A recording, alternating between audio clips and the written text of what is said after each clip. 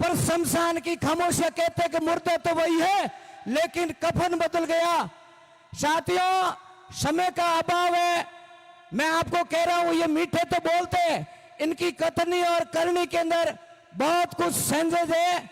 इस बार आपको तन और मन धन जो कुछ है हनुमान जी बेनीवाल के ऊपर आपको लगाना है। न गेलोत्रो सासरो, न गेलोत्रो सासरो, न वसुंधरा रो पीर। अब की बार हनुमान जी थोरो ही आसरो, अब की बार हनुमान जी थोरो ही आसरो। मैं आपको जनता को ये विश्वास दिलाना चाहता हूं, जो पहलवानों के ऊपर दिल्ली के अंदर जो वो नौबत आ गई, उसके अंदर 543 सांसदों में से किसी व्यक्ति विशेष की आवाज नहीं उठी। वो शख्स है तो सिर्फ और सिर्फ हनुमान जी बेनीवाल है। मेरा आपसे करबद्ध निवेदन है कि हनुमान जी को किसी भी प्रकार की गिलवा शिकवा नहीं है। कूड़ा कूड़ प्रकाश, कूड़ा कूड़ प्रकाश, उड़ती रहे आकाश, रजनी लागे राजिया। मारी गावी गावेला तो दुनिया रे धक्का खावेला, और मारी खोजी खोजेला तो 3 नौकरी हुजेला। हनुमान जी बेनीवाल ये जन जन की आवाज है, सतीश कौम की आवाज है। आने वाले चुनाव के अंदर ये एक मारवाड़ का नहीं, राजस्थान के मुख्यमंत्री बनेंगे। और हम सबकी मजाल है, वो कांग्रेस और बीजेपी सभी लोग रात को 12 बजे अपनी बहन बेटी कहीं चली जाती है, उसके ऊपर आंख उठा के भी किसी की हिम्मत नहीं होगी। साथियों, ये गुमराह करने वाले लोग कांग्रेस और बीजेपी खूब आएंगे। इसको आपको अगर इस हजारों की जड़ की एक ही जड़ है तो बटन है, वोट है, वो हनुमान जी के निशानों के ऊपर आपको दबा करके वो काम कर दिया तो वो दिन भी दूर नहीं है। खूब आएंगे गुमराह करने वाले, सबका साथ सबका विकास, अच्छे दिन आने वाले, न खाऊंगा न खाने दूंगा, नदियां से नदियां जोड़ूंगा, ये झूठे बरगनाले वाले खूब आएंगे। इसलिए आपको जो कड़वी बात कहता है उसको आपको साथ देना है। धन्यवाद। मैंने कुछ अगर गलत कह दिया तो उसके मैं क्षमा प्रार्थी हूं। सबको प्रणाम। बहुत बहुत धन्यवाद धनराज जी मेघवाल। अब मैं निवेदन करूंगा, हमारे बीच में हरियाणा की धरती से डॉक्टर सिक्किम जो किसान नेता है हरियाणा की, हमारे बीच में पधारी हैं। आप जोरदार तालियां बजाकर डॉक्टर सिक्किम का स्वागत करें। और मैं निवेदन करूंगा डॉक्टर सिक्किम के कि आप आए और अपना उद्बोधन दें। धन्यवाद सर। तेजाजी महाराज की, तेजाजी महाराज की। आदरणीय भावी राजस्थान के मुख्यमंत्री हनुमान बेनीवाल जी, सम्मानित मंच, मेरे पिता तुल्य बुजुर्गों, नौजवान साथियों और मीडिया कर्मी, मेरी महिला शक्ति, आप सबका बहुत बहुत धन्यवाद कि मुझे यहाँ बोलने का मौका मिला और आप जैसे महान हस्तियों के दर्शन करने का मौका मिला। अब आपके पास मैं कुछ बातें रखने आई हूँ ताकि आप लोग हम लोगों की तरह गुमराह ना हो। हमारा एक चोर है और वो चोर राजस्थान में घुस गया। आप लोग समझदार हो, उस चोर को घुसड़े मत देना, क्योंकि हम 10 सीटें देकर आज बीजेपी के नीचे काम कर रहे हैं। और समस्या ये है, हमारी रोटी और बेटी, नस्ल और फसल सब सड़क के ऊपर बैठी है हरियाणा के अंदर। हम चाहते हैं उस चोर को हम हरियाणा में घुसने नहीं देंगे, और आप वादा करो कि आप राजस्थान नहीं घुसने देंगे, क्योंकि मैं उसी के हल्के की हल्का अध्यक्ष हुआ करती। उसके अंदर हमने चौधरी देवीलाल की शक्ल देखी थी, पर हालात ये है कि हमारी 10 सीटें लेके दोबारा से हरियाणा के अंदर बीजेपी की सरकार बनाई और उसका नुकसान हम लोगों को लगातार हो रहा है। हम बहन बेटियां लगातार सड़कों पे लड़ रहे हैं। और मैं आप लोगों से निवेदन करना चाहती हूं कि जो लोग मंदिर को नहीं छोड़ते, तेजाजी महाराज को नकली ईंट भेंट कर सकते हैं, तो वो आपके अधिकारों की रक्षा नहीं कर सकते। तो अब हम बात करेंगे राजनीति की। आप लोगों को जैसा पता है, हम लगातार 13 महीने आंदोलन कर रहे थे, पर हरियाणा में आज भी आंदोलन कर रहे हैं, क्योंकि बीजेपी सरकार हमारी सुन नहीं रही। वही राजस्थान के हालात है। यहाँ नस्ल और फसल की लड़ाई है, और नस्ल और फसल को बचाना है तो सत्ता परिवर्तन नहीं, व्यवस्था परिवर्तन करनी पड़ेगी। और व्यवस्था परिवर्तन कब होगी? जब आप युवा लोग वोट का सही इस्तेमाल करना सीखोगे, क्योंकि लोकतंत्र के अंदर हमें सिर्फ एक वोट का अधिकार मिला, उसका गलत इस्तेमाल हम बार बार कर रहे हैं। 75 साल से लगातार लड़ रहे हैं, हमारी परिस्थितियां नहीं बदल रही। उन परिस्थितियों को बदलने के लिए अब की बार चेहरों को हम वोट देंगे, ना कि किसी पुरानी पार्टी को, क्योंकि सत्तासीन जो पार्टियां हैं वो लगातार हमारा शोषण कर रही है। वो शिक्षा पे बात नहीं करती, वो रोजगार पे बात नहीं करती, वो महिला की सुरक्षा के ऊपर बात नहीं करती, वो मुद्दों पे बात नहीं करती। तो अब की बार उसको वोट नहीं देंगे। अब की बार आप लोगों को पता है, आपके पास एक ऐसा चेहरा, एक ऐसी पार्टी है, राष्ट्रीय लोकतांत्रिक पार्टी। आप लोगों के पास एक मौका है, आप राजस्थान से व्यवस्था परिवर्तन का एक आगाज कीजिए। उसी का उदय हम हरियाणा में उचाना के अंदर करने का काम करेंगे। मुझसे कोई गलती होगी हो तो मैं माफी चाहूं। जय जवान जय किसान, जय राजस्थान, जय हरियाणा, जय जवान जय किसान। मातर शक्ति, मातर शक्ति, हनुमान बेनीवाल, हनुमान बेनीवाल, राष्ट्रीय लोकतांत्रिक पार्टी। मैं आपसे उम्मीद करती हूं कि मैं दोबारा राजस्थान की धरती, हाँ जी, जो वो चोर पार्टी है आपको पता होगा, वो डिप्टी सीएम दुष्यंत चौटाला है। और मुझसे उम्मीद है कि आप लोग उसको वोट नहीं देंगे, क्योंकि मैं उसके हलका की अध्यक्ष थी, उसकी पार्टी की अध्यक्ष थी। जब हमारे किसानों के सिरों से खून निकला, पांव से खून निकला, तो हमने सत्तासीन पार्टी को छोड़ के इन सड़कों को अपने भाग्य में लिख लिया। हम सड़कों की लड़ाई लड़ रहे हैं, पर जल्दी ही सत्ता की लड़ाई भी इन सड़कों से विधानसभा। और हम ये चाहते हैं कि जो हमारे गरीब लोग हैं, मध्य वर्ग लोग हैं, वो लोग यहां से उठ के संसद और विधानसभा में लिखे, वो हमारा कलम से काम करें। क्योंकि घर की बही काका लिखनिया, जब तक कोई समाधान नहीं होगा, जो पुरानी पार्टियां उनका एक ही डर रहा है, चट कांटो तेरी बारी, उतर कांटो मेरी बारी। और दूसरी बात, यहाँ एक ही बात है, रंडा की सरकार है, जूठा की बौछार है, लेन देन में खकनी और साहूकारी में सकनी। जय हिंद, जय जवान, जय किसान। बहुत बहुत धन्यवाद डॉक्टर सिक्किम। अब मैं निवेदन करूंगा अति संक्षिप्त में हमारे युवा नेता भाई अब्दुल सत्तार खान, आप आए और अति संक्षिप्त में अपना उद्बोधन दें। अब्दुल सत्तार खान साहब। सबसे पहले तो मैं हमारे मेहमान लाडले हनुमान का दिल के गहराइयों से शुक्रिया अदा करता हूं कि वो इतना लंबा सफर करके हमारे बीच में आए। बहुत बहुत धन्यवाद। सबसे पहले मैं उनके लिए शेर पढ़ता हूं। औरों से जुदा है, औरों से जुदा है हनुमान का मकसद सियासत, औरों से जुदा है हनुमान का मकसद सियासत, मोहब्बत व इत्तिहाद, तालीम व इंसाफ, तरक्की मईशत। बहुत बहुत धन्यवाद। देखो मेरे भाइयों कि जैसे कि हम और आप जानते हैं कि सरकार ने और सरकार की क्या कोशिश हो रही है हमारे साथ करने का, क्या क्या हमसे 5 साल पहले उन्होंने वादे किए थे, वो आज वादे पूरे हुए कि नहीं हुए, मुझे बताइए आप। एक भी वादा पूरा नहीं हुआ। उन लोगों के ये वादों के हम उन्होंने 5 साल के अंदर हमें कुछ भी नहीं दिया, तो हम ये कहेंगे कि एक दिन हम भी आपको कुछ नहीं देंगे। वो दिन कौन सा है? वो दिन कौन सा है? वो दिन हमारे दिन बटन का दिन होगा। उस दिन हम भी उनके 5 सालों का बदला दे देंगे।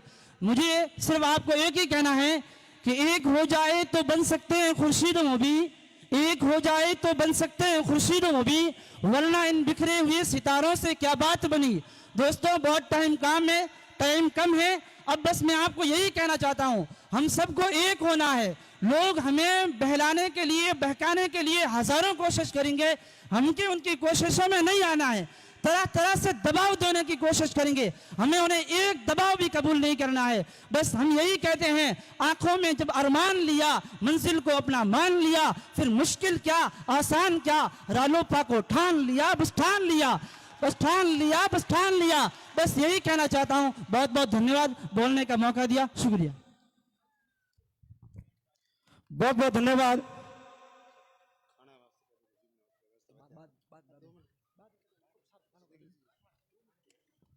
अब मैं निवेदन करूंगा हमारे बीच में पोखरण की धरती से बहुत ही मजबूत नेता और पूर्व अल्पसंख्यक अध्यक्ष राजस्थान राष्ट्रीय लोकतांत्रिक पार्टी आदरणीय रऊफ खान साहब मेयर पधारे और आप अपना संस्कृत में अपना उद्बोधन दें। रऊफ खान साहब मेयर, ये स्टार्ट करो भाई।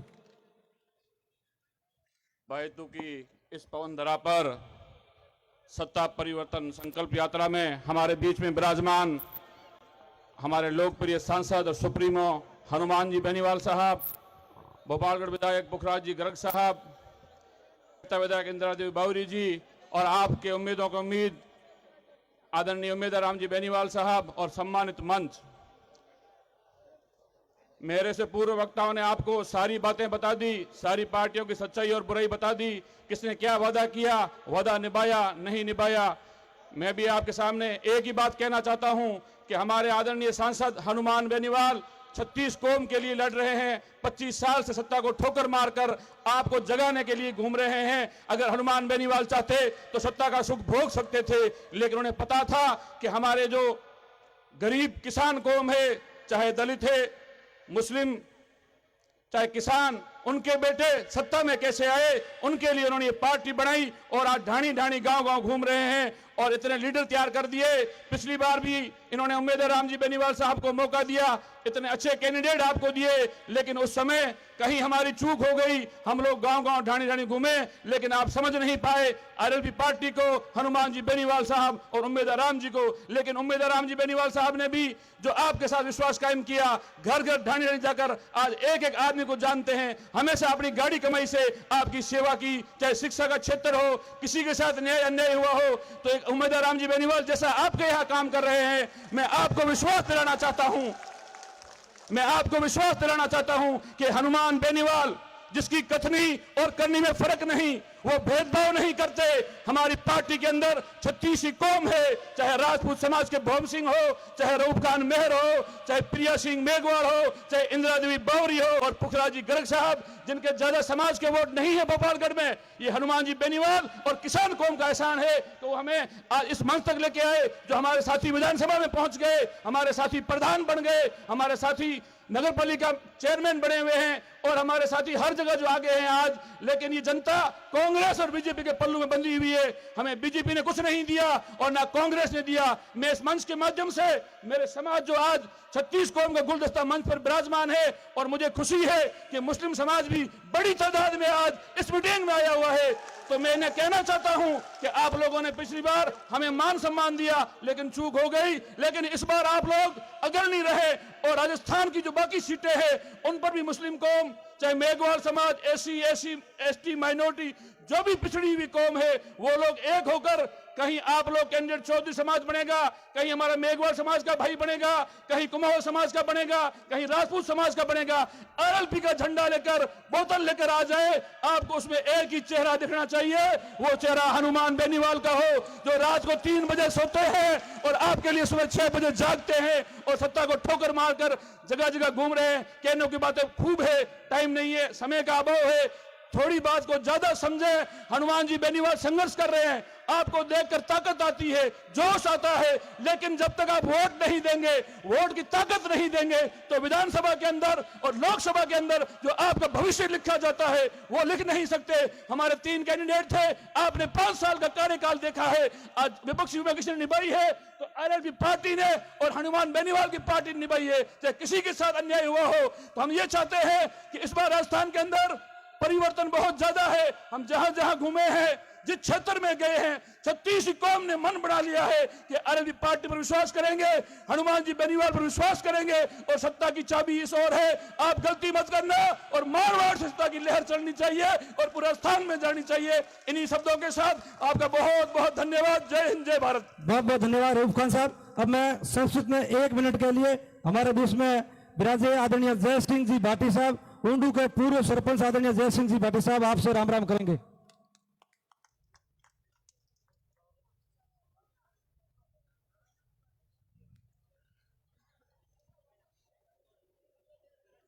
भारत माता की, भारत माता की। हनुमान बेनीवाल, हनुमान बेनीवाल, हनुमान बेनीवाल जी, उमेदवार राम जी बेनीवाल, उमेदवार राम बेनीवाल। मेरे को 2 मिनट तो नहीं है, 2 सेकंड दिए हैं। भाई साहब, मैं 2004 से आज तक सरपंच भी रहा हूं और मैं भाई साहब को अच्छी तरह से जानता हूं, हनुमान जी को, और खूब हमारे से मिले हुए हैं। अगर आप कहते थे हमारे नागौर के अंदर 40 साल से आज तक भी किसी ने बिजली का बिल नहीं भरा, वहां कोई जाता ही नहीं है। ये कहां ट्यूबवेल चलते हैं, क्या होता है? ऐसी लूट किसानों के लिए मची हुई है। इस बात को ध्यान, छोटा सा एक शब्द बोला मैंने, ठीक है नहीं? उमेदवार राम जी बेनीवाल को वोट दे के विजयी बनाना है, ये मेरी, और आपको मुख्यमंत्री बनाना है, गरीबों का मसीहा है। हमारे राजपूतों के यहाँ जो भूंगरा त्रासदी थी, उस टाइम सबसे पहले आधे घंटे के अंदर दिल्ली के अंदर आवाज बुलंद करने वाला शहर यही था। लोग कहते हैं भेदभाव, कोई भेदभाव नहीं है। इन्होंने आधे घंटे के अंदर दिल्ली के अंदर आवाज उठाई तो हनुमान बेनीवाल ने उठाई। हनुमान बेनीवाल, जय हो भारत माता की। बहुत बहुत धन्यवाद। अब मैं निवेदन करूंगा हम सबके लाडले बाईतू के उम्मीदों के उम्मीद आदरणीय उमेदवार राम जी बेनीवाल साहब से कि आप आए और अपना उद्बोधन दें। आदरणीय उमेदवार राम जी बेनीवाल साहब।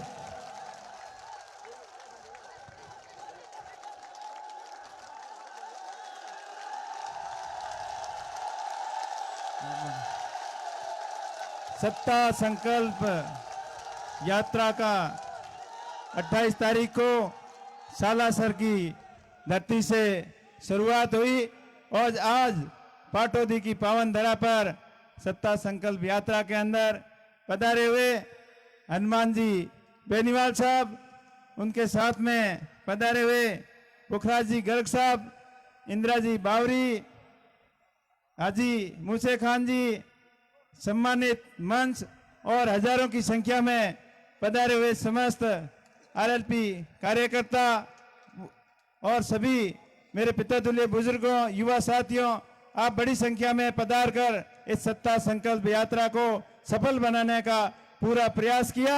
आप सभी का बहुत बहुत आभार, धन्यवाद। आप सबने गणान गणा, राम राम, शुक्रिया, जय माता जी, सलाम अलैकुम। ये व्यवस्था देखिए, हनुमान जी बेनीवाल साहब का संघर्ष किसी से छुपा नहीं है। जिस प्रकार पिछले 15 सालों से ये अपने जवानों और किसानों के लिए संघर्ष कर रहे हैं, 2018 के अंदर पार्टी बनाई और आप लोगों का भरपूर सहयोग भी मिला, 3 सीटें मिली। उसके बाद में हनुमान जी को बीजेपी को गठबंधन करने के लिए मजबूर होना पड़ा और गठबंधन के साथ में वो दिल्ली गए। पार्लियामेंट के अंदर, राजस्थान की विधानसभा के अंदर हमेशा जवानों किसानों के मुद्दे उठाते थे। उससे कई गुना ज्यादा दिल्ली की सबसे बड़ी पंचायत लोकसभा के अंदर ऐसा कोई दिन नहीं जाता जब हनुमान जी बेनीवाल जवानों और किसानों के हित के मुद्दे नहीं उठाते।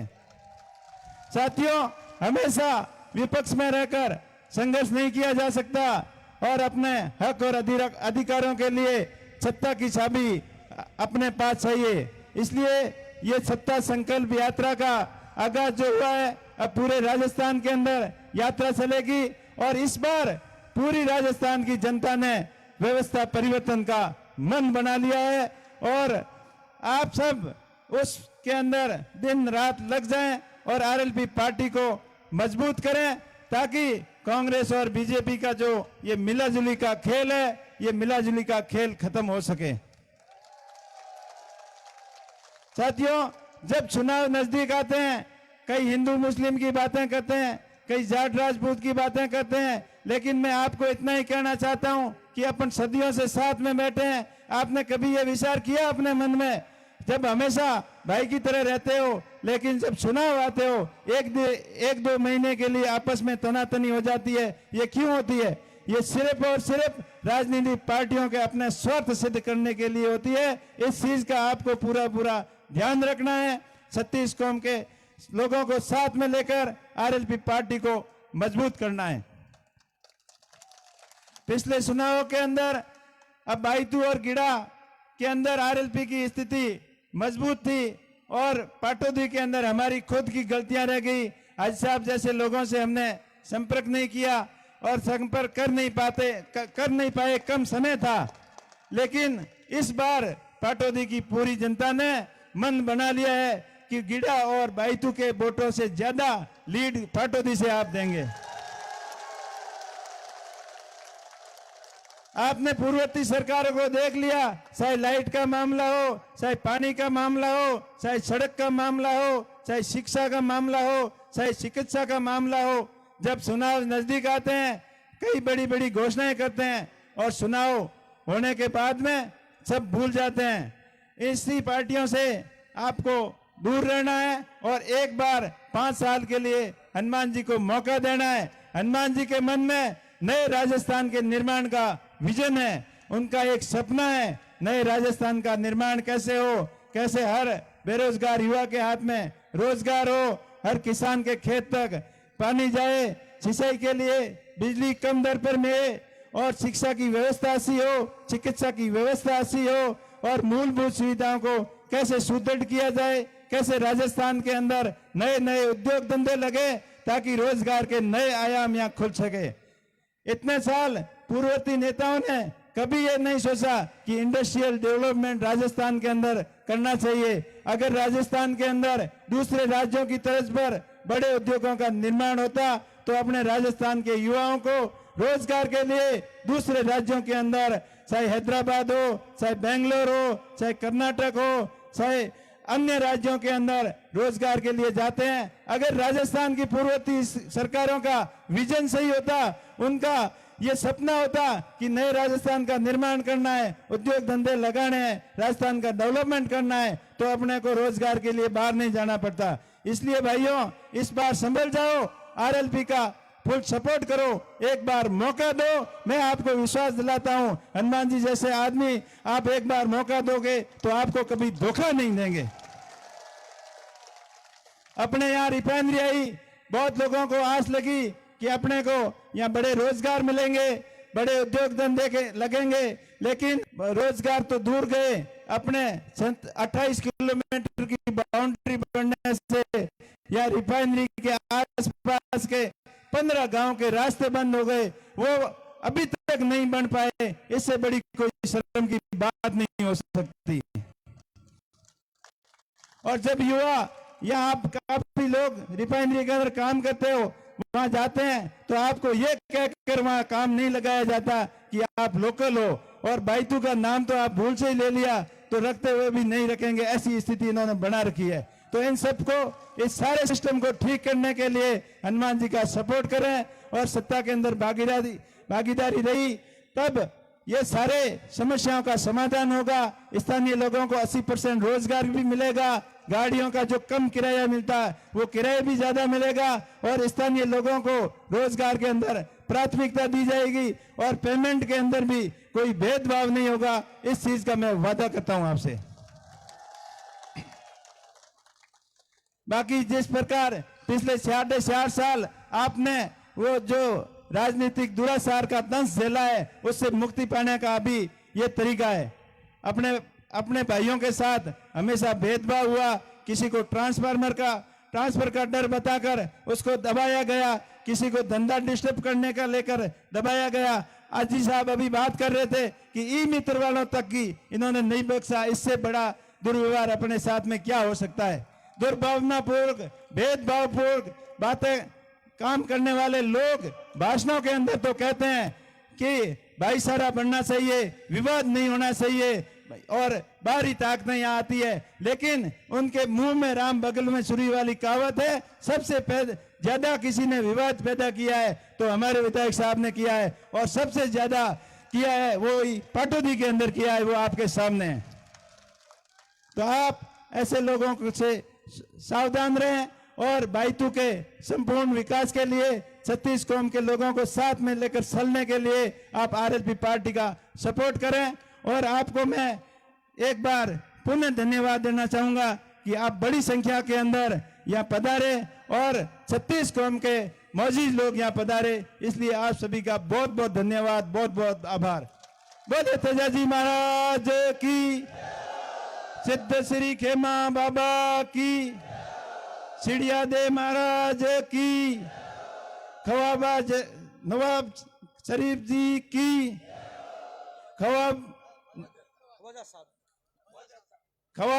ख्वाजा साहब की, सभी देवी देवताओं की। बहुत बहुत धन्यवाद। आप एक बार जोरदार तालियां बजाकर आदरणीय उम्मीदवार रामजी बेनीवाल साहब का हौसला अफजाई करें। अब मैं निवेदन करूंगा मेड़ता की लोकप्रिय विधायक श्रीमती इंदिरा देवी जी बावरी आप आए और अपना उद्बोधन दें। इंदिरा देवी जी बावरी, विधायक मेड़ता, एक बार आप जोरदार तालियां बजाकर श्रीमती इंदिरा देवी जी बावरी का स्वागत करें।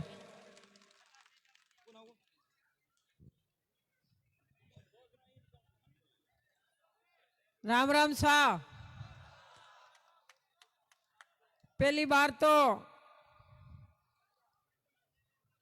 नागौर के सांसद, आपके सबका लाडला संता संकल्प याद है लेर आज हर विधानसभा में रथ पर रैली भी निकाल रही है। और जो विधानसभा का आपका प्यार और प्रेम, इतनी खुशी हो रही है कि नेताजी प्रोग्राम ही नहीं कर सके, बीच में कैंसिल करना पड़े। और बीजेपी कांग्रेस वालों की मैंने रैलियां भी देखी और यात्रा भी देखी। मंच तो बे घणो ही बड़ो बनावे और टेंट भी घणो ही लंबो लगावे, पर टेंट में कुर्सियां भी ज्यादा लगावे, पर वे कुर्सियां भी खाली पड़ी रहे। और आरएलपी पार्टी के जो सुप्रीमो, आपके सबके लाडला नागौर जी बेनीवाल साहब और भोपालगढ़ के विधायक पुखराज जी गर्ग साहब और बड़े भाई साहब उम्मीदवार राम जी को मैं धन्यवाद देनी चाहूं कि आज इतनी बड़ी सभा भी कराई और भाई साहब का और सबका मन और सम्मान किया। और सबसे ज्यादा अच्छी रैली आपके बायतू की जनता ने की। और मैं तो आपको धन्यवाद देनी चाहूं कि आप लोग समझदार हो तो ऐसा आदमी चुनो, हमेशा हर समाज के बीच में रहे और हर समाज की बात सुने और दुख और सुख में आपके साथ में बैठ आपसे बात करे। ऐसा आदमी आपको चुनना चाहिए। वैसे कांग्रेस बीजेपी को आप देख रहे हो, 70 साल हो गए, आप लोग देख रहे हो भेदभाव इसके साथ है। आरएलपी पार्टी एक ऐसी है, इनके साथ कोई भेदभाव नहीं है। आज 36 कौम के लोग मंच पर विराजमान है। मैं भी आप बावरी समाज की बेटी हूं। बावरी समाज की मैं अपने बात बताऊं, मंच तो दूर की बात है, मंच के ऊपर कौन चढ़वा दिया? बावरी समाज ने। एक बार नीचे गिरा दे कि आप तो बावरी समाज से हो। तो मैं धन्यवाद देनी चाहूं हनुमान बेनीवाल जी को कि पहली बार पार्टी बनाई और पहली बार 36 कौम को टिकट दिया और 36 कौम को चुनाव लड़ाया। ऐसा आदमी आप चुनो और आने वाली टाइम में जो सत्ता की कुर्सी पर किसान का बेटा होना चाहिए, ऐसा आज सब आप प्रण ले लो। वैसे एक सच्चा दिल का नेता है जो वादा करता है पूरा करता है।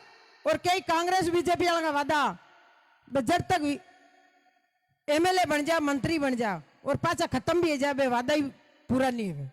तो हम आरएलपी पार्टी के मैंने जो नेता है वो कहता है वो करता है, कभी पीछे नहीं हटता है। और हनुमान बेनीवाल जी का एक जिद है, जो वो जिद कर लेता है तो वो जिद को पूरा करता है।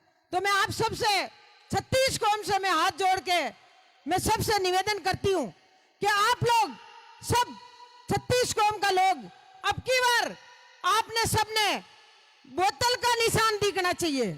हाथ और फूलने तो एक बार आप दबाई दो और हाथ से रोटी खा लो और फूलने तो आपके घर पे लगा दो, अच्छा लगेगा। फूल पे बोर्ड मत देना और हाथ में बोर्ड मत देना। आपकी जो आने वाली पीढ़ी आपको याद करेगी। याद देखो, आप बच्चे भटक रहे, घर घर घूम रहे, ढाणी ढाणी घूम रहे, तो हनुमान बेनीवाल जी आए और घर घर जैसे बच्चे घूम रहे, गली गली में घूम रहे, जैसे नेता को घुमाते हैं सबको।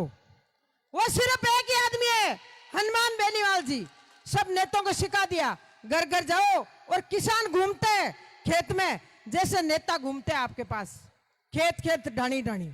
तो मैं तो आपको यही कहना चाहती हूँ, किसान का बेटा है, जो किसान खेत में रात और दिन काम करते हैं, जैसे किसान का बेटा हनुमान बेनीवाल काम करता है आपके साथ रात और दिन। आज 4 दिन से रैली चल रही है, 4 बजे सोते हैं, सुबह उठ के रवाना हो जाते हैं। तो मैं आप सबसे निवेदन करना चाहती हूँ, एक तेजाजी महाराज का बड़ा इन पे आशीर्वाद है, और मैं आप देखती हूँ हर रैली में अति रैली अपनी सफल होती है, और नेताजी के पीछे पीछे दौड़ते हैं, रात की 3 बजे जाते हैं। तो आपके जैसे प्यार और प्रेम मिलता है। आपको बहुत बहुत धन्यवाद। जय हिंद, जय भारत। बहुत बहुत धन्यवाद आदरणीय इंदिरा देवी बावरी जी। अब उद्बोधन से पहले बड़ी माला से हमारे बीच में पधारे आदरणीय हनुमान बेनीवाल जी साहब का स्वागत करने के लिए मैं निवेदन करूंगा। आजाद राम जी मूड, मैं जिनका नाम ले रहा हूं कृपया वो कार्यकर्ता ही आप आए।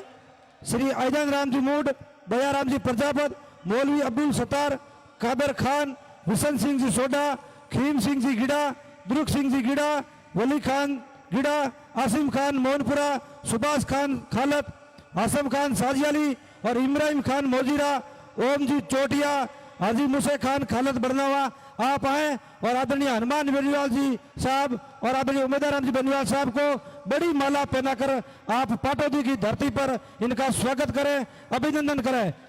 केवल जिन जिन लोगों के नाम बोले प्लीज वो लोग ही आए। आप जोरदार नारा लगाएं, हनुमान बेनीवाल जिंदाबाद, हनुमान बेनीवाल जिंदाबाद, हनुमान बेनीवाल जिंदाबाद, हनुमान बेनीवाल जिंदाबाद, आरएलपी जिंदाबाद, आरएलपी जिंदाबाद, हनुमान बेनीवाल जिंदाबाद।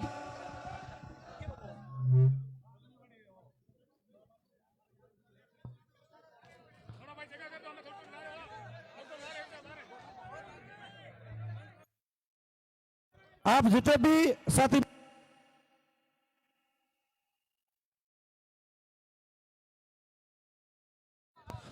साथी आप मंच पर खड़े हैं, आप सभी से निवेदन रहेगा कि आप एक बार मंच खाली कर दें। अब मैं निवेदन करूंगा आदरणीय हनुमान बेनीवाल जी साहब से।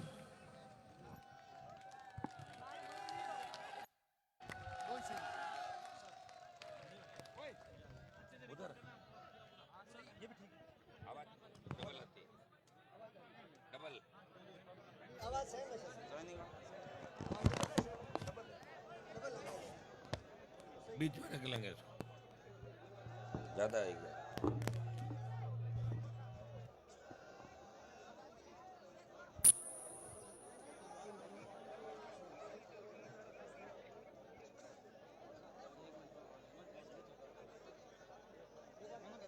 पाटौदी के अंदर फिर इसी आवाज से करे यार। पाटौदी की इस सत्ता संकल्प यात्रा की विशाल जनसभा के अंदर उपस्थित भोपालगढ़ के विधायक पुखराज जी गर्ग साहब, मेड़ता की विधायक इंदिरा बावरी जी, आपके लोकप्रिय आरएलपी के नेता उमेदराम जी,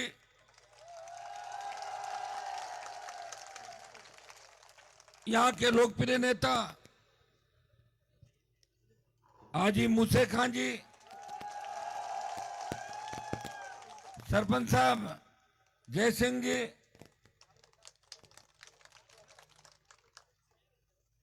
हमारे मुस्लिम समाज के बड़े नेता आरएलपी के रऊफ मेयर साहब, सम्मानित मंच, उपस्थित मौजूद बुजुर्गों, नौजवान साथियों, मेरे छोटे भाइयों, बाड़मेर की धरा पे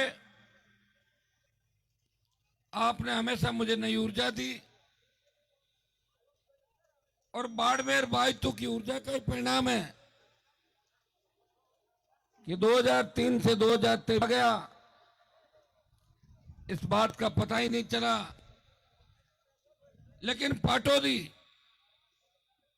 जहां आज मैं खड़ा हूं, मुस्लिम समाज राष्ट्रीय लोकतांत्रिक पार्टी को समर्थन दे रहा है, उसे देख के ऐसा लग रहा है कि बायतू की सीट राष्ट्रीय लोकतांत्रिक पार्टी के खाते के अंदर आ रही है।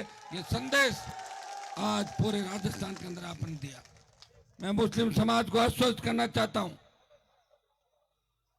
कि जाट समाज, मुस्लिम समाज, मेघवाल समाज, हमारे भाटी साहब बैठे सर्व समाज, इन्होंने मिलकर राजस्थान के अंदर राज किया। लेकिन कांग्रेस पार्टी ने जब पहली बार बरकतुल्ला जी को मुख्यमंत्री बनाया तो हाजी साहब आप उस बात को याद रखना कि हमारे जाट समाज के नेताओं ने बरकतुल्ला साहब का नाम दिया था, उनके अंदर झगड़ा हो गया था और उनका हमें नहीं बनना, इस बात पे सहमति बनी कि बरकतुल्ला जी को लड़ते रहते हैं। आप जानते हैं इस बात, आपस में लड़ते रहते हैं, किसी पे सहमति बन जाती है। पहला मुख्यमंत्री आपका बना, बहुत बड़ा सहयोग हम लोगों का था। देश के अंदर जहां भी मोर्चे बने, जहां भी क्षेत्रीय पार्टियां बनी, नई सरकारें बनी, मुसलमानों के बिना, शेड्यूल कास्ट और मेघवालों के बिना कोई क्षेत्रीय पार्टी नहीं बनी। उत्तर प्रदेश के अंदर अगर बहन मायावती वहां की मुख्यमंत्री रही तो वहां के मुस्लिम समाज के लोगों का अथाग समर्थन उनको मिला था।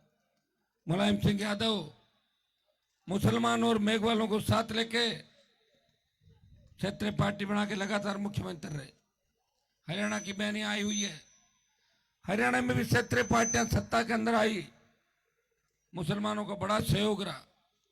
राजस्थान के अंदर कोई क्षेत्रीय पार्टी बनी नहीं, अगर खाता खोला तो राष्ट्रीय लोकतांत्रिक पार्टी बना के आपके भाई ने आपको झंडा भी दिया और डंडा भी दिया। झंडा, ये आरएलपी का झंडा आप दिखा दो,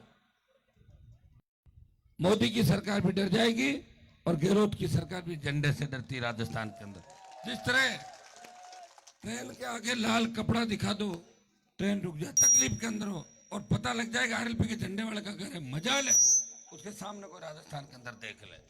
थोड़ी बहुत तकलीफ आपके अंदर पड़ी होगी, मुझे पता है। जिस बायतू के अंदर मैं खड़ा हूं, बायतू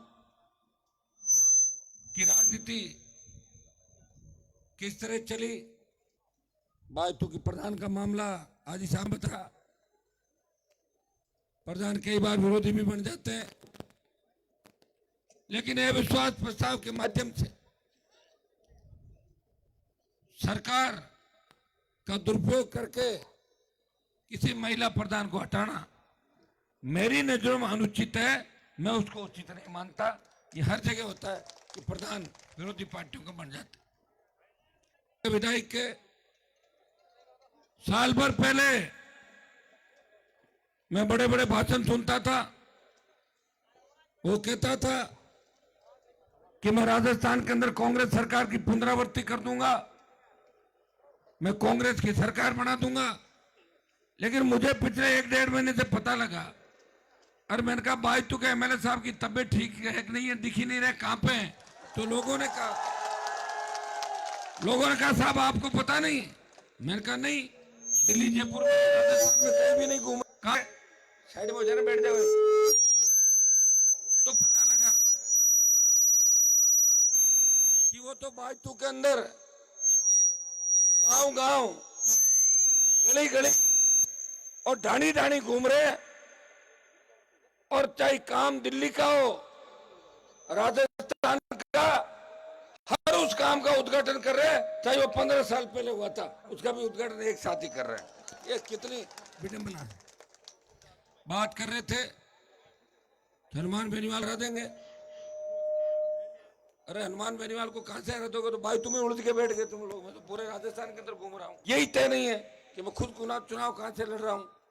मैं इस राजस्थान को बचाने के लिए, राजस्थान के किसान को बचाने के लिए सत्ता संकल्प, व्यवस्था परिवर्तन, क्योंकि व्यवस्था परिवर्तन अगर करनी है तो हमें सत्ता का संकल्प लेना होगा, और सत्ता का संकल्प लेके हम चलेंगे, और सत्ता में जब हमारी धमाकेदार एंट्री होगी तभी राजस्थान की व्यवस्था बदल सकती है।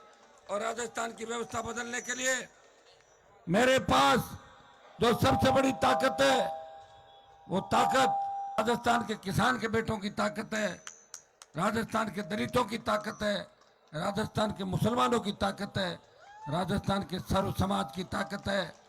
भाइयों, पिछले दिनों आप अखबार के अंदर पढ़ा होगा, 80 से 85 लाख नया मतदाता इस बार राजस्थान के अंदर वोट करेगा। 80 से 85 लाख जो नया मतदाता वोट करेगा, वो ऐसी पार्टी को वोट करेगा जो राजस्थान को भयमुक्त, भ्रष्टाचार मुक्त राजस्थान बना सके। राजस्थान के अंदर किसी अबला नारी की चीख पुकार सुनने को नहीं मिले। राजस्थान में कोई नौजवान बेरोजगार से तंग आकर आत्महत्या नहीं करे। कर्जे के बोझ के तरह किसी किसान को आत्महत्या नहीं करनी पड़े।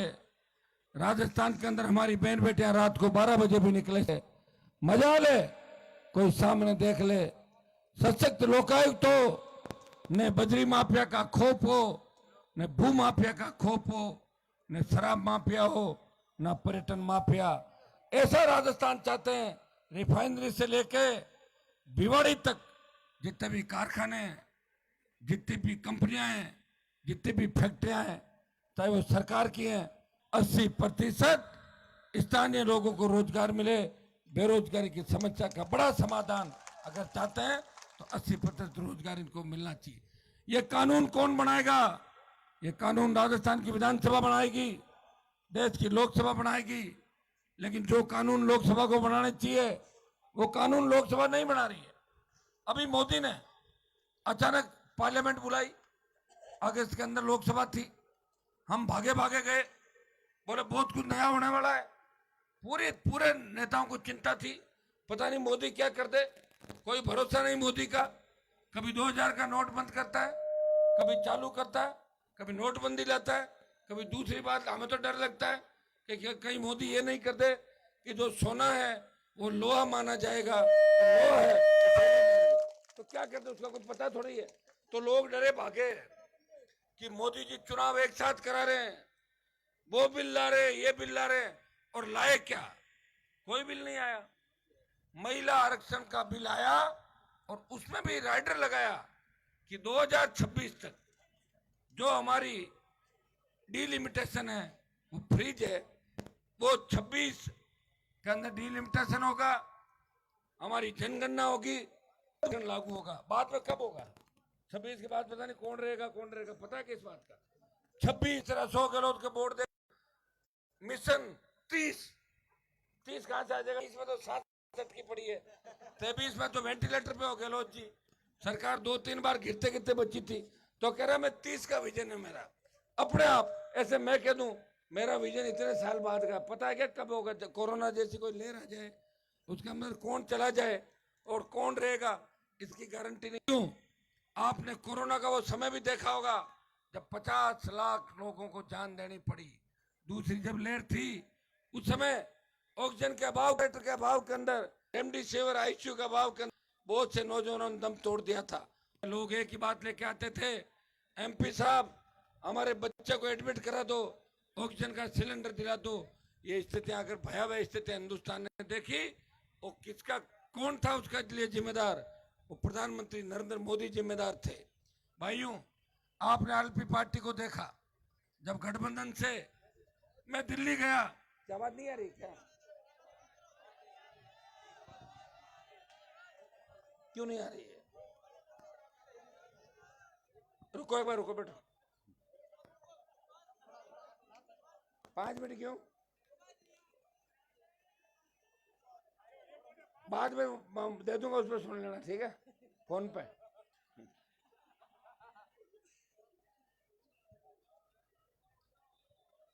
इधर आके बोलता हूं। भाइयों, अब आ रही है? बाकी फोन पे सुन लेना, ठीक है? भाइयों, जब देश के अंदर तीनों कृषि बिल आए, हरियाणा, पंजाब, उत्तर प्रदेश और दिल्ली का किसान उन बिलों के विरोध में खड़ा था, आंदोलित था, लेकिन राजस्थान के अंदर तीनों कृषि बिलों को लेके कोई विरोध नहीं था। हरियाणा, पंजाब, यूपी के किसान नेताओं ने बात करी, हनुमान जी आप किसान के बेटे हो, अगर आप मोदी का साथ छोड़ दो, एनडीए को छोड़ दो, तो नई ऊर्जा इस किसान आंदोलन को मिल सकती है, घमंडी प्रधानमंत्री का घमंड उतर सकता है।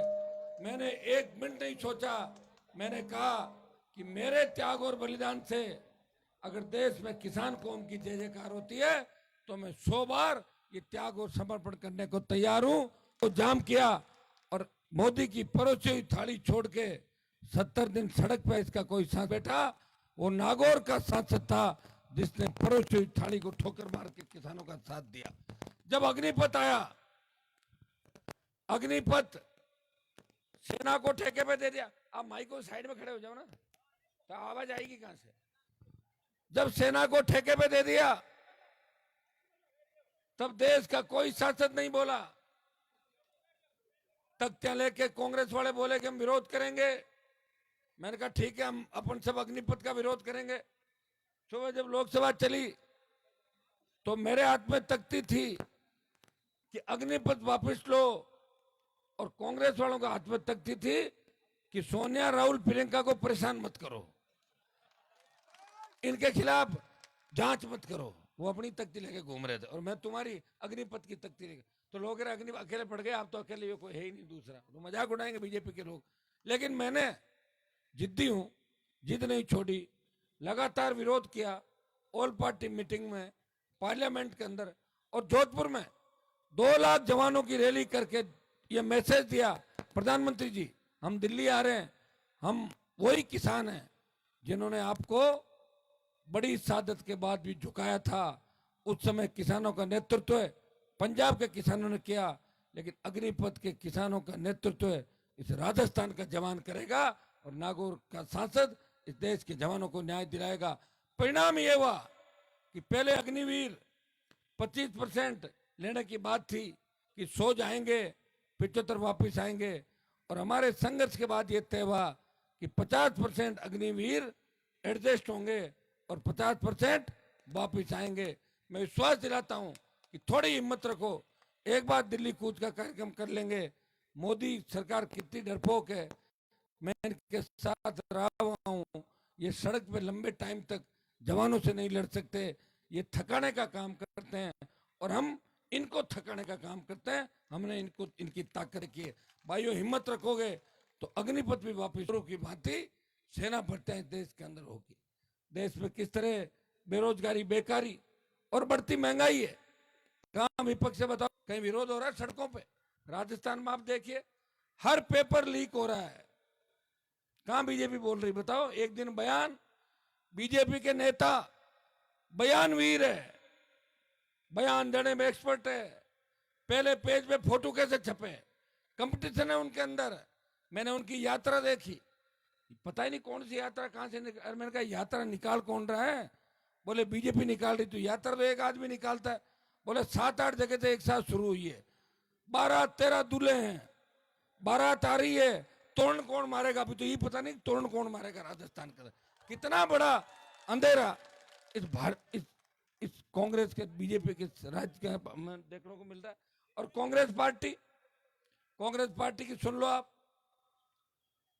गहलोत रिपीट करने की बात करते हैं तो पायलट रस्सा लेके खींच रहे हैं कि रिपीट कैसे होने दूंगा, मैं अंदर हूं, मैं जवान हूं, मैं आने नहीं दूंगा कांग्रेस को।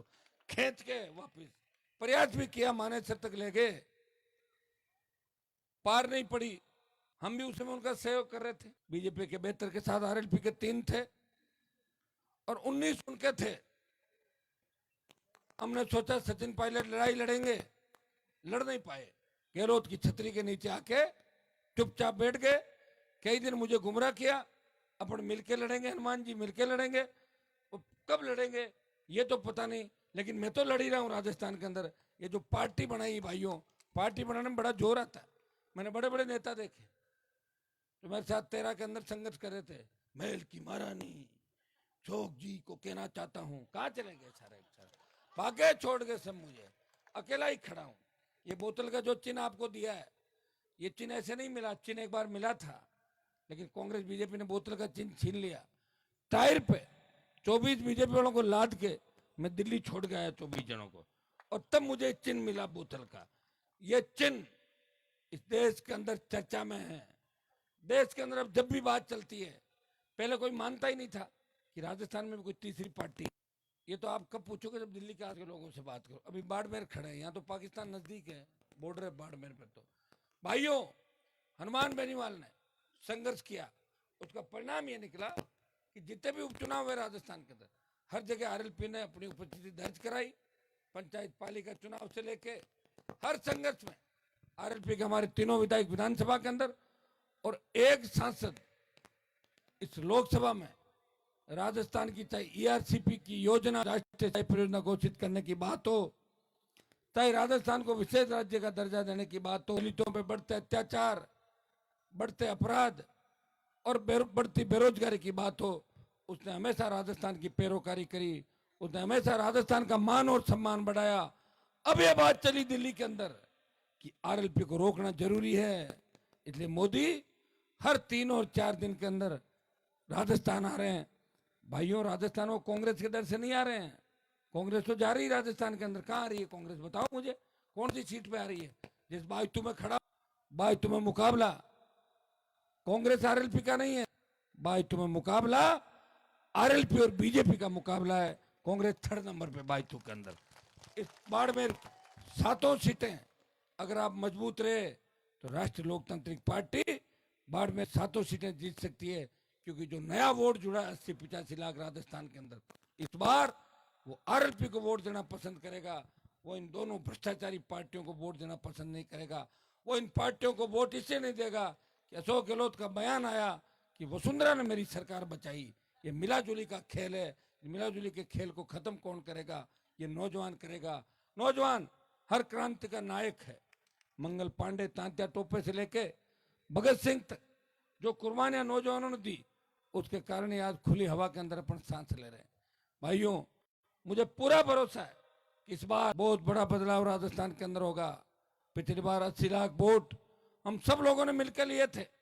एक 39 पे कांग्रेस थी, एक 36 पे बीजेपी थी, 80 लाख पे हम थे, जिनमें मैं तो 57 पे लड़ा था, जो 9 लाख के आसपास ही था। लेकिन 57 में गठबंधन अगर राज्य स्तरीय पार्टियों से नहीं होता है तो 200 पे लड़ेगा, और जब वो 200 पे लड़ेगा तो कितना वोट मिलेगा, इसका अंदाज आप उपचुनाव का रिकॉर्ड निकाल कर देख सकते हो। वोट बढ़ा है, घटा नहीं है। जिस तरह मुस्लिम समाज का समर्थन मिल रहा है, जिस तरह मेघवाल समाज का समर्थन मिल रहा है, जिस तरह सर्व समाज का समर्थन मिल रहा है, ये तय है कि कांग्रेस और बीजेपी में से एक पार्टी को 3रे नंबर पर धकेल देंगे राजस्थान के अंदर। ये मैं विश्वास के साथ इस पाटौदी की तरह पे आपको कह के जा रहा हूं। बायतू तो निकल गई, बहुत बड़े मार्जिन से जीत रहे हो बायतू की सीट, क्योंकि आम आदमी वोट डालेगा। और जैसे ही आचार संहिता लगेगी तब मंत्री जी को गांव में जाने से डर लगेगा, पुलिस साथ नहीं जाएगी। अभी तो पुलिस डर लग रहा है। आचार संहिता और मंत्री जी की रखवाली तो मुझे करनी पड़ रही खुद को ही। मैं सोचूंगा मंत्री जी का किसी ने घेराव कर दिया, मेरे पत्थर फेंकवाए, जैसे अगर और किसी ने भाई दाव कोई बीजेपी वाला फेंकवाते तो बदनामी किसकी होगी? मेरी। इसलिए मैं ध्यान रखता हूँ कि खुद ही कहीं पत्थर फेंकवा के लोगों के बीच आके नहीं कहते अरे मैंने ठोक्यो रे ठोक्यो। तो मेरे को इस बात की और चिंता रहती है। अरे ध्यान रखना, पत्थर मत फेंकना। वो पत्थर खुद ही फेंक के ऐसा काम कर सकते हैं। ध्यान भी रखना, कोई पत्थर फेंके भी नहीं, जैसे ही निकले निकाल दो धीरे धीरे। कितना ध्यान रखता हूँ आप बताओ मुझे? मेरा ध्यान तो ईश्वर रखता है। उस समय कितनी बड़ी घटना हुई, अगर हमारे बच्चे आमने सामने लड़ लेते, मर जाते, कलंक किसके लगता? मेरे कलंक लगाना चाहते थे कौन? मुख्यमंत्री। आपका मंत्री उनकी टूल बना, इनके कंधे पे बंदूक रख के वो हनुमान बेनीवाल और किसान के बेटों का शिकार करना चाहते थे कि नहीं चाहते थे? लेकिन मैं उनकी इस पॉलिटिक्स को समझ गया। 2-3 शीशे फूट गए, चल दिया। लेकिन मेरे शीशे फोड़ने वालों को आप जानते हो, दंड जरूर मिलता है। वो दंड अभी बाकी है, मिल जाएगा। उसकी चिंता आप क्यों कर रहे हो? वो चिंता तो मैं खुद कर रहा हूँ। अभी तो अपने मैं इतनी चिंता कर रहा हूँ कि मंत्री जी का कोई विरोध कहीं नहीं करे। फालतू खुद भी करा सकता है, वो खुद भी करा के दे अरे मेरे को आरएलपी वालों ने ये किया, अरे वो किया। जब आदमी लास्ट में होता है ना कि थक हार जाता है, जब उसे लगता है कि मैं हार रहा हूं, वो बावड़ा हो जाता है, बावड़े बने की बातें करने लग जाता है, पत्थर फेंकना शुरू हो जाता है सड़कों के ऊपर। ये स्थिति मुझे बायतू के अंदर नजर आ रही है। आज मैं एड देख रहा को न्याय मिले और मंत्री जी वहां पहुंच जाते हैं, कहते हैं आरएलपी वाला मेरी बात हो गई राहुल गांधी से, सीएम का भी नाम लिया सीधा, और राहुल गांधी से बात हो गई, इतने करोड़ का पैकेज, इतनी नौकरी सारी मैं करा दूंगा, आप जाओ सारे के सारे, मेरी बात हो गई। ऐसी बात हुई। आप पता क्या बात हुई थी? अगर आरएलपी वहां रहती, तो परिवार और दूसरे लोग सहमत नहीं हो तो बीच में जबरदस्ती एंट्री थोड़ी कर सकते, भाई करना जरूरी होता है। उन पुलिस वालों को भी सलाखों के पीछे डलवाता मैं। एनकाउंटर किया था ओम प्रकाश, क्या नाम था, ओम प्रकाश का एनकाउंटर किया। वो पूरी कहानी मेरे समझ में आ गई। वो सरेंडर करना चाहता था, उसने हाथ खड़ा किया और पीछे से गोली मारी। जो हाथ खड़ा किया उसके हाथ में लगी, और जो बैठा था उसके यहाँ गोली लगी। आप बताओ, ये सीधा सा फर्जी, वो इतने फर्जी था कि फर्जी एनकाउंटर करने वालों के हाथ पांव फूल गए थे और इधर उधर से प्रयास करे थे कि हनुमान जी की सेना में नहीं आ जाए। मेरी सेना तो तैयार बैठे थे लोग, लेकिन बीच में मंत्री जी आ गए, सेटलमेंट करा दिया जैसी उनकी आदत है।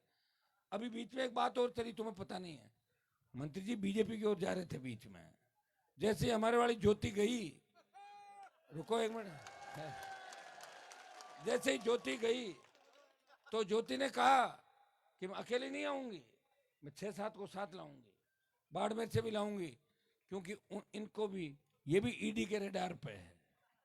पंजाब से जो पैसा वसूल के लाए थे, पैसा कहीं रखा हुआ है, पैसा खुद के पास तो है नहीं, छापा पड़ जाए, वो कहाँ रखा हुआ है वो ईडी को पता है।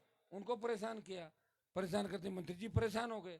कोई बड़ी बात नहीं कि चुनाव से पहले झंडा बदल जाए और विधानसभा सीट भी बदल जाए और लोकसभा के अंदर कैंडिडेट हो जाए, बाद में विधानसभा तो लड़ेंगे, हो सकता है इधर उधर हो जाए 50-60 किलोमीटर, कोई पता नहीं चलता।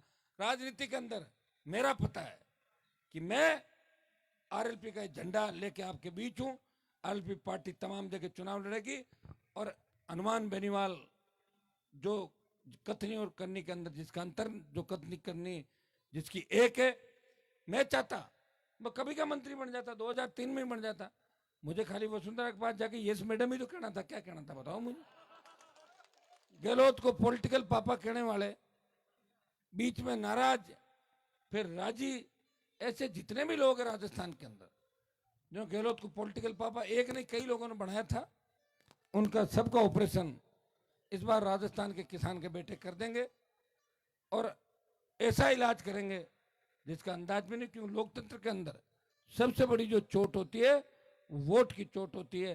पंचायत चुनाव के अंदर दूसरे समीकरण होते हैं, लेकिन बायतू में आपने अच्छा चुनाव लड़ा, बायतू गीड़ा के अंदर। और हमें तो ये खुशी है कि राजस्थान में कोई व्यक्ति पार्टी बना के आया तो सही आपके बीच। क्या 70 साल इंतजार कर रहे थे कि रथ जो खड़ा है, ये रथ आपका रथ है, ये किसानों का रथ है, ये जवानों का रथ है। जब ये रथ चलेगा इसमें कोई बड़े नेता देश के नहीं बैठेंगे, बीच के बच्चे भी बैठेंगे, कोई भी बैठ सकता है रथ में, फोटो खींचा के टाटा बाय बाय कर सकता है। ये आपके लिए लाया हूं। कोई ये नहीं कहे कि बाढ़ राजस्थान में कांग्रेस बीजेपी दो ही चल रही है। राजस्थान में किसानों का आशीर्वाद से बनी, जवानों के संघर्ष से बनी, और तब के 25 साल संघर्ष करके जिसने आपके लिए लड़ाई लड़ी, सत्ता छोड़ी, जो भगत सिंह की भूमिका के अंदर लड़ा देश के अंदर, वो व्यक्ति आपको हर वो चीज देना चाहता है तो कांग्रेस बीजेपी से ज्यादा हम लोग कर सकते हैं। लोग ये भी कहेंगे कि हनुमान जी हेलीकॉप्टर कहाँ से ला रहे हैं, हेलीकॉप्टर किराए ला रहा हूँ, और कहाँ से, कोई उठा के थोड़ी ला रहा हूँ किसी का, तो किराए ला रहा हूँ। किराया कौन दे रहा है, ये लोग दे रहे हैं कि नहीं दे रहे हैं? अभी इतने सारी हजारों की तादाद में आप आए हो, मैंने कोई गाड़ियां थोड़ी लगाई थी, अपने आप आए कि नहीं खुद की गाड़ियों से। तो ऐसे ही चल रहा हूं मैं तो लगातार, 20 साल हो गई। अगर मैं आपके मंत्री जी की तरह व्यापार करता, भारतमाला पूरी पूरी मंत्री जी ने अपने क्रेशर से बना दी और अभी टूट गई। मंत्री जी चिंता मत करो, अब की मैं सरकार के अंदर आऊंगा, सारी जांचें कराऊंगा और आपको वो परेड भी कराऊंगा, पैदल परेड। आप चिंता क्यों कर रहे हो? अब मजे आपने जितने लेने थे वो मजे आपने ले लिए। अब की बार आपका पाला हनुमान बेनीवाल से पड़ा है। और अगर मेरी बात नहीं मानो तो बीजेपी के उन बड़े नेताओं से पूछ लो जिनकी तूती बोलती थी, मैं उनके पीछे पड़ा और जेल की सलाखों के अंदर डलवाया। बाद में जमानत पर छूट गए, मैं नहीं कह सकता, वो तो कोर्ट है, जमानत ले ले किसी की भी। लेकिन जिसका पीछा किया, दिन में तारे दिखाए। मुझे अच्छी तरह याद है पथराव के बाद समय किन किन के पथराव हुआ था, कौन क्या था, बाद में समीकरण चेंज हो गए सारे, अकेला ही लड़ रहा था। भाइयों, सरकारों से लड़ना बड़ा टेढ़ा काम है। कहने को तो लोग ये कहते हैं कि हनुमान बेनीवाल कांग्रेस पार्टी से मिला हुआ है, कोई कहते बीजेपी से मिला हुआ है। अगर मैं कांग्रेस से मिला हुआ होता तो आपके मंत्री जी तो वैभव गहलोत का प्रचार कर रहे थे गली गली। उस समय हनुमान बेनीवाल बीजेपी के वोट की अपील कर रहा था और गहलोत के बेटे को जोधपुर के अंदर जाके हराया। मिला होता तो कैसे हराता बताओ मुझे, ठीक है ना। हाँ, गुड़ा मलानी के अंदर आप कह सकते हो कि मैं थोड़ा सा मिला हुआ था किसी से। मिला हुआ कैसे था? बुजुर्ग आदमी थे, दया आ गई मुझे, अरे यार छोड़ो मत करो रैली, रैली करता तो बाबा जी यही रह जाते आपके, रखा नहीं। मैं दयालु व्यक्ति हूँ। पिछली बार बहुत लोगों, किसी ने मुझे चाचा का, किसी ने मामा का, किसी ने भैया जी का, भाई साहब का कर दी मदद। इस बार नहीं। पिछली बार आपके मंत्री जी की मदद हो गई थी। उमेद राम जी तो बाद में कैंडिडेट आए थे, मेरा ही फार्म तैयार था बाइतों के अंदर और मैं भर के चला जाता तो क्या होता आप बताओ। पिछली बार हो जाता ना मंत्री जी। तो मंत्री जी का ये मंत्री पद है, ये मेरा ही दिया हुआ मंत्री पद है, खुद का नहीं है। नेता तो वो होता है जो विरोधी से बात नहीं करता, विरोधी के घर जाके अपना काम निकलवा लो और बाद में ये कह दो मैं उसको कुछ नहीं मानता। कहने से होता नहीं, बाद में चुनाव वापस आने वाला। अब की बार बता देगी बाइतों की जनता कि हनुमान बेनीवाल अपनी बात पे। कैलाश जी की मदद भी क्यों करी? मेरे दोस्त हैं, उमेश जी के सामने थर्ड नंबर रह गए थे, मुझे खुद को बहुत पीड़ा है। थर्ड अपने कहते ना भाई, अरे छोरो थर्ड आएगो सेकंड टाइम तो फिर ठीक है। गठबंधन किया, बाड़मेर की सीट मुझे दी। मैंने कहा मैं क्या करूंगा, टायर पे पता नहीं बाड़मेर वाले वोट देंगे कि नहीं देंगे। पहले तो बोतल पे लिए थे अपने सारे बाड़मेर के वोट, चिन्ह समझ में आएगा कि नहीं आएगा। नागौर में तो फिर भी समझा दूंगा घूम घाम के। थोड़ा सा राजनीतिक समीकरण बाड़मेर में अलग है थोड़ा सा, क्योंकि यहाँ निर्दलीय भी बराबर टक्कर में रहे कई बार बाड़मेर में। तो भाइयों, मैंने कहा कि चिन्ह आप अपना, बीजेपी चिन्ह अपना रखे, कैंडिडेट मेरी पसंद का रखे। कैंडिडेट आपके मंत्री जी को बना दिया दिल्ली वालों को, और वो दिल्ली गए जीत के मंत्री बन गए। मेरा उनसे कोई वेरभाव नहीं है, मेरी दोस्ती उनसे, लेकिन राजनीति में दोस्ती नहीं होती। अब आमने सामने संघर्ष होगा। आरएलपी इस प्रदेश की तमाम सीटों पर चुनाव लड़ेगी और जिनको मैंने परखा है, अगर मेरी परख गलत रही तो आप जान सकते हो कभी गलत परख में करता भी नहीं। मुझे पीड़ा होती है, चिंता होती है कि आपके जो कृषि मंत्री बाड़मेर से आते हैं, जब किसान आंदोलन चला था एक दिन भी इनको नहीं बुलाया माइक पे। एक दिन मोदी ने कभी बुला के नहीं कहा कि आपका मंत्री कौन है। काश उस पंचायत के अंदर हमारे बाड़मेर के किसान नेता को भी बिठाते, उनसे किसानों से बात करते। इनको तो छिपा के रखते थे पीछे। मीटिंग कौन करता था? पीयूष गोयल। पीयूष गोयल क्या किसान है क्या? वो तो व्यापारी आदमी है। तोमर साहब, फलाना साहब, तो फिर हम लोग ऐसे ही हैं क्या? 52 से लेके आज तक पहला मोदी का मंत्रिमंडल है जिसमें हमारे समाज का एक भी कैबिनेट का मंत्री नहीं है। भाइयों, इससे बड़ी विडंबना नहीं हो सकती, इससे बड़ा धोखा नहीं हो सकता। ये मैं मेरी पीड़ा बता रहा हूं, मैं किसी का विरोध नहीं कर रहा हूं, लेकिन 52 से लेके आज तक 70-75 साल के अंदर जिस समाज ने बड़ी कुर्बानियां इस देश के अंदर दी, जिनकी तूती बोलती थी, आज उनको कहां ले जाके छोड़ दिए। फिर बीजेपी के चक्कर में नहीं आना है। हाँ, अगर मोदी की सभा हो और किसी का मन हो कि चाय नाश्ता करके आना तो करके आ जाना, मैं मना नहीं करूंगा चाय नाश्ते करे, लेकिन मोदी का भी इलाज करना है और गहलोत का भी परमानेंट इलाज करना है। एक ही ध्यान में रखना है कि हमें आरएलपी को सत्ता के शिखर पे पहुंचाना है। मैं आपको विश्वास दिलाता हूं, जो जोश भरतपुर के अंदर है, भरतपुर के लोग, राजा महाराजा भरतपुर वाले, तो हमारे तो भरतपुर कुछ राजा हुए थे, गीत ही उनके गाते हैं। अभी जब छात्र संघ चुनाव बंद हुए, कोई नहीं बोला छात्र संघों के लिए कि चुनाव कराओ। एक व्यक्ति लड़ाई लड़ रहा था, हनुमान बेनीवाल, वो विश्वविद्यालय का अध्यक्ष रहा हुआ है। जब बच्चों ने कहा भाई साहब लड़ाई लड़ो, सब लड़ाई खत्म हो गई, बीजेपी वालों ने मना कर दिया, कांग्रेस वाले जिनका संगठन है मना कर रहे हैं, आप चुनाव कराओ। मैंने रैलियां करी 8 राजस्थान में, फिर जयपुर में रैली करी। बारिश में 2.5 घंटे बच्चों के बीच भीगता रहा, बारिश आ गई थी जबरदस्त। उस समय बारिश का मौसम नहीं था, तो हमने टेंट इसी हिसाब का लगाया कि भाई वही जो नॉर्मल अपना टेंट, अभी बारिश आए तो भीग सकता है। जब लोग भीग रहे थे तो मैंने कहा ये भीग रहे तो फिर मुझे भीगना ही है साथ में, तो मैं आपके साथ भी भीगते हुए मुझे देखा था बच्चों के लिए। और मैं विश्वास दिलाता हूँ कि कोशिश करूंगा कि आचार संहिता से पहले पहले छात्र संघ चुनाव की घोषणा हो। मेरी तरफ से मैं प्रयास कर रहा हूँ, लेकिन जैसे ही मैं प्रयास करता हूँ रस्सा लेके कई लोग खींचते हैं, चुनाव नहीं होने चाहिए, नहीं तो हनुमान जी की बात रह जाएगी। अब खुद तो कुछ करते नहीं और मुझे कुछ करने नहीं देते। ये स्थिति आपने देखी होगी। भरतपुर का किस्सा बता रहा हूँ।